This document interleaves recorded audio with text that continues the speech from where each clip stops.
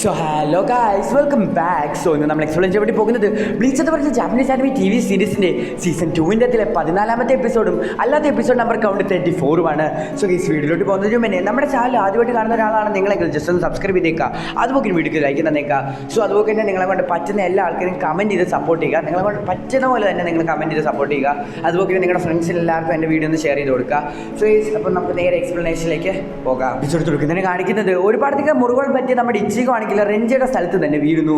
So ഇതെല്ലാം കണ്ടുകൊണ്ടിരുന്ന നമ്മുടെ ഹനാത്രയും ഗാച്ചുവും വന്നിട്ട് നമ്മുടെ ഇച്ചിഗോനെ അവിടെ നിന്ന് പെട്ടെന്ന് തന്നെ പൊക്കിക്കൊണ്ട് അവിടെ നിന്ന് രക്ഷപ്പെടുകയാണ്. അവർ വന്ന് ആ ടണലിൽ കൊണ്ടുപോയിട്ട് നമ്മുടെ ഹനാത്രോ ആണെങ്കിൽ ഇച്ചിഗോയ്ക്ക് വേണ്ട രീതിയിലുള്ള ട്രീറ്റ്മെന്റ് ചെയ്യുകയാണ്.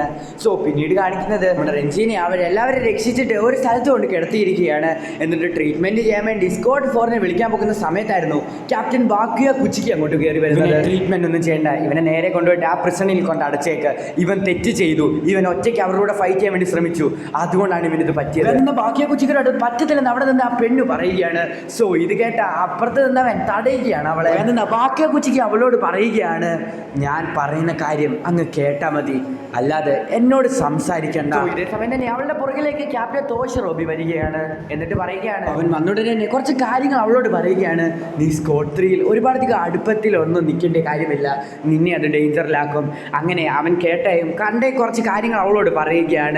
ഞാൻ ക്യാപ്റ്റൻ ഐസനും അതുപോലെ തന്നെ ഗിൻ ഇച്ചിമാറും തമ്മിൽ എന്തൊക്കെയോ പ്രശ്നങ്ങളൊക്കെ നടക്കുന്നുണ്ട്, അതെന്താണെന്ന് എനിക്ക് കൃത്യമായിട്ട് മനസ്സിലാക്കുന്നില്ല. പക്ഷേ എന്തോ ഒരു വലിയ സംഭവം തന്നെ ഈ സോൾ സൊസൈറ്റിയിൽ നടക്കാൻ പോകുകയാണെന്നുള്ള കാര്യം മാത്രം എനിക്ക് മനസ്സിലായി. അതുകൊണ്ട് തന്നെ നീ വളരെയധികം കെയർഫുൾ ആയിരിക്കണമെന്ന് തോഷിറോ അവളോട് പറയുകയാണ്. സോ ഇതൊക്കെ കേട്ടിട്ട് അവളും ഒന്ന് ചെറുതായിട്ട് ഞെട്ടുന്നുണ്ട്. പിന്നീട് കാണിക്കുന്നത് ക്യാപ്റ്റൻസിനെ എല്ലാത്തിനെയും കൂടെ വീണ്ടും ഒരു മീറ്റിങ്ങിന് വിളിച്ചിരിക്കുകയാണ്. സോ ഇവിടെ വന്ന ചൊരിഞ്ഞു കയറ്റക്കാൽ ഒരു അബ്രാമിനെ വരെ തോപ്പിച്ചിരിക്കുന്നു. സോ അതുകൊണ്ട് തന്നെ നമ്മുടെ ഫുൾ പവർ എടുത്തിട്ട് നമുക്ക് അവരോട് ഫൈറ്റ് ചെയ്തേ പറ്റത്തുള്ളൂ. സോ എന്തൊക്കെ സംഭവിച്ചാലും നമ്മൾ അവരെ ഇവിടെ നിന്ന് രക്ഷപ്പെടാൻ വേണ്ടി സമ്മതിക്കരുത്. അതുകൊണ്ട് തന്നെ നമ്മുടെ ഫുൾ ഫോഴ്സും അവരുടെ നേരെ വിടാൻ വേണ്ടി പോകുകയാണെന്ന് അവിടുത്തെ ആ കമാൻഡർ പറയുന്നു. സോ ഇതൊക്കെ കേട്ട് ക്യാപ്റ്റൻസ് എല്ലാവരും വളരെയധികം സീരിയസ് ആയിട്ട് നിൽക്കുകയാണ്. ഒരുപാടധികം മുറിവുകൾ പറ്റിയിട്ട് നമ്മുടെ ഇച്ചിഗോ ഫൈറ്റ് ചെയ്യാൻ വേണ്ടി അവിടെ നിന്ന് ഇറങ്ങിപ്പോകാൻ വേണ്ടി ശ്രമിക്കുകയാണ്. നമ്മുടെ ഹനാത്രോ അവനെ തടയാൻ വേണ്ടി ശ്രമിച്ചെങ്കിലും അവൻ സമ്മതിക്കുന്നില്ല, അവൻ ഇറങ്ങിപ്പോന്നു. ഇതേ സമയം തന്നെ നമ്മുടെ ഗാച്ചോ വന്നിട്ട് അവൻ്റെ മോഹം അടിച്ച് പറിച്ച് തറയിലിടുകയാണ്. സോ അന്നേരം തന്നെ അവൻ്റെ ബോധം പോവുകയാണ്. ഇത് കണ്ട നമ്മുടെ ഹനാത്രോ ആണെങ്കിൽ അവനെ പിടിച്ച് വലിച്ചിട്ട് അവന് ഒരുപാടധികം ഇഞ്ചുറീസ് പറ്റിയിട്ടുണ്ടെന്നൊക്കെ പറഞ്ഞിട്ട് അവനെ പിന്നെ ട്രീറ്റ്മെന്റ് ചെയ്യുന്നു. ഇച്ചിഗോ റെഞ്ചി ഫൈറ്റ് ചെയ്യുന്നതിൻ്റെ സമയത്ത് ഇച്ചിഗോൻ്റെ കയ്യിൽ നിന്ന് ഇറങ്ങിപ്പോയ ഒരു മാസ്ക് ആണിത്. സോ ഇതെനിക്ക് അവിടെ നിന്ന് കിട്ടിയതാണ്, ഇതൊരു ഹോളോ മാസ്ക് പോലെയാണ് എനിക്ക് തോന്നിയതെന്ന് നമ്മുടെ ഹനാത്രോ മനസ്സിൽ വിചാരിക്കുന്നു. സോ പിന്നീട് കാണിക്കുന്നത് റെഞ്ചിയുടെ ട്രീറ്റ്മെന്റ് ചെയ്യാൻ വേണ്ടി ഒരു ഡോക്ടർ സോൾ റിപ്പർ വന്നിട്ട് പോകുന്നതാണ്. പിന്നീട് മോമോ റെഞ്ചിയുടെ അടുത്ത് വന്നിരിക്കുകയാണ്.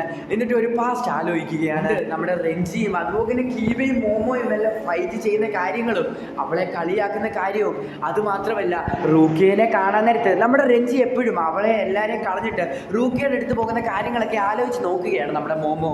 ഈ കാര്യങ്ങൾ മുഴുവനും റൂക്കിയയ്ക്ക് വേണ്ടിയാണ് ചെയ്യാൻ വേണ്ടി ശ്രമിച്ചത് അല്ലേ റെഞ്ചി എന്ന് നമ്മുടെ മോമോ റെഞ്ചിനോട് ചോദിക്കുന്നു. പിന്നീട് കാണിക്കുന്നത് ക്യാപ്റ്റൻ ഐസൺ എടുത്തു പോകുന്ന മോമോനെ. നമ്മുടെ മോമോനോട് ഐസൺ ചോദിക്കുകയാണ് റെഞ്ചിക്ക് എങ്ങനെ ഉണ്ടെന്ന്.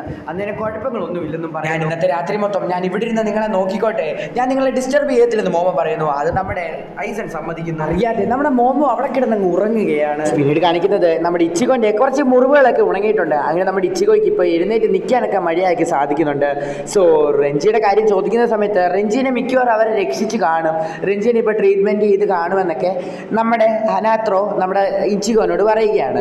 പിന്നീട് കാണിക്കുന്നത് അറിയാതെ കിടന്നുറങ്ങിയ നമ്മുടെ മോമോനെയാണ്. രാവിലെ എഴുന്നേറ്റ് നമ്മുടെ മോമോ ആണെങ്കിൽ നോക്കുന്ന സമയത്ത് അവിടെ നിന്ന് നമ്മുടെ ക്യാപ്റ്റൻ ഐസണെ കാണാനില്ല.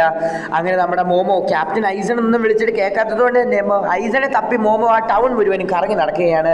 അങ്ങനെ നോക്കുന്ന സമയത്താണ് മോമോ ഒരു കാഴ്ച കാണുന്നത്. ആ കാഴ്ച കണ്ടിട്ട് നമ്മുടെ മോമോ അവിടെ കിടന്ന് അലക്കുകയാണ്. ക്യാപ്റ്റൻ ഐസണെ ആരോ കൊന്ന് ഭിത്തിയിൽ കുത്തിയിട്ടിരിക്കുന്നു.